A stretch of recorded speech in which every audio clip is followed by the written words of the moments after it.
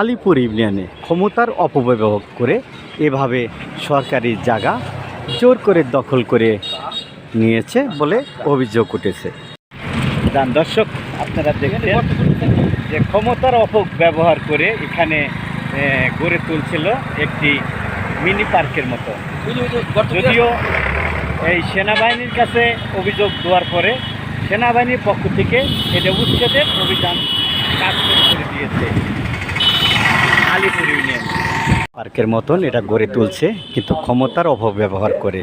কিন্তু আসলে দেখার কেউ নাই। বিগত সরকারের আমলে তারা ক্ষমতা খাটিয়ে এই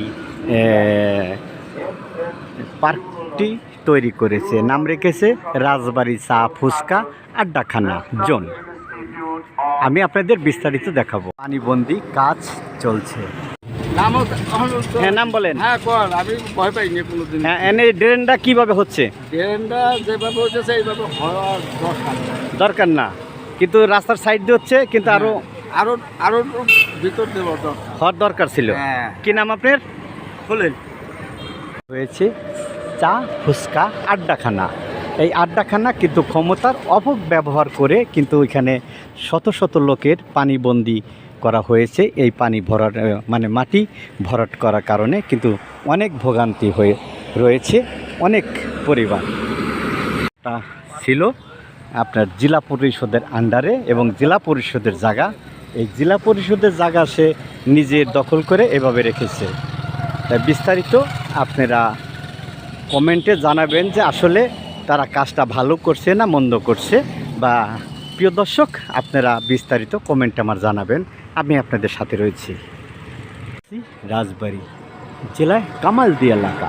আপনারা দেখছেন যে বিগত সরকারের আমলে যে ক্ষমতার অপব্যবহার করে তারা এখানে সরকারি জায়গায় মাটি ভরাট করে এভাবে রেখেছে এবং সে একটা পার্কের মতন করে একটা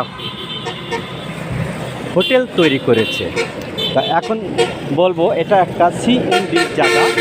এই জায়গার মধ্যে সাইড দিয়ে এখানে পানি যাওয়ার একটি জায়গা ছিল, কিন্তু সেই জায়গাটা যদিও তারা নিজেরা দখল করে নিয়েছে, কিন্তু এই দখলের পরিপ্রেক্ষিতে এলাকাবাসী এক পর্যায়ে সেনাবাহিনীর কাছে বা অন্য অন্য অফিসারের কাছে অভিযোগ দায়ের করেন। এই অভিযোগের পরিপ্রেক্ষিতে এই যে দেখছেন বেকু, এই বেকু দিয়ে ড্রেনের মতন ড্রেন করে এখন এখানে পানি যাওয়ার যে ব্যবস্থা নিচ্ছে।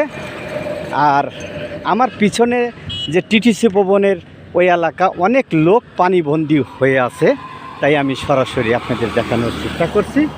আপনারা দেখছেন যে অনেক লোক পানিবন্দী এখন রয়েছে। এই ড্রেন করলে হয়তো সেই পানিবন্দী থেকে সকলেই মুক্তি পাবে। আমি আপনাদের সাথে রয়েছি শেখ মোহাম্মদ বিল্লাল হোসেন, অনলাইন নিউজ বাংলা।